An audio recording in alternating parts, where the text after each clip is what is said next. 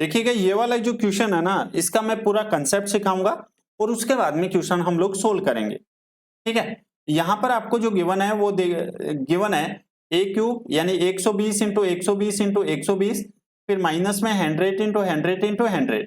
तो यहां से मैं कह सकता हूं क्या क्या है कि ए क्यूब और प्लस के यहां पर 100 100 100 को मैं अगर बी मानूं तो ये हो जाएगा बी क्यूब।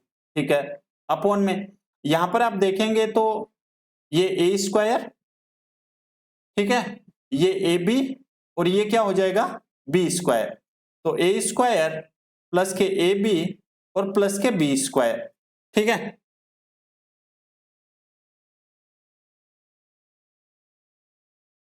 ठीक है रमेश, ठीक है ना। सो ए क्यूब प्लस बी क्यूब क्या होता है बेटा, ध्यान रखना। अच्छा यहां पर ए क्यूब प्लस नहीं है, माइनस में है, ध्यान रखना। यहां पर बेटा माइनस में है, प्लस में नहीं है। A cube minus B cube है, ए क्यूब माइनस के बी क्यूब है। सो चलिए A cube minus B cube को जब आप लोग खोलोगे तो ये होता है ए माइनस बी और ब्रैकेट में A square plus A B plus के बी स्क्वायर होता है, सभी बच्चे जानते हैं।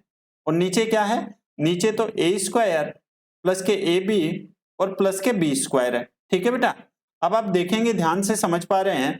ठीक है, तो यहां से A square plus A B plus B square cut जाएगा, दोनों कट जाएंगे ऊपर नीचे।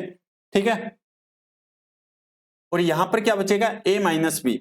अब a की वैल्यू यहां पर कितना है 120 है और यहां पर b की वैल्यू कितनी है 100 है। ठीक है, तो यहां पर आपसे a माइनस बी ही बचा है, तो 120 में से 100 जाएगा तो कितना आ जाएगा, आप कहेंगे 20 आ जाएगा और यही आपका राइट आंसर है। सभी बच्चों ने एकदम राइट आंसर किया है, उम्मीद है सभी बच्चे अच्छे से समझ पाए होंगे। ठीक है बेटा, जहां भी डाउट लगे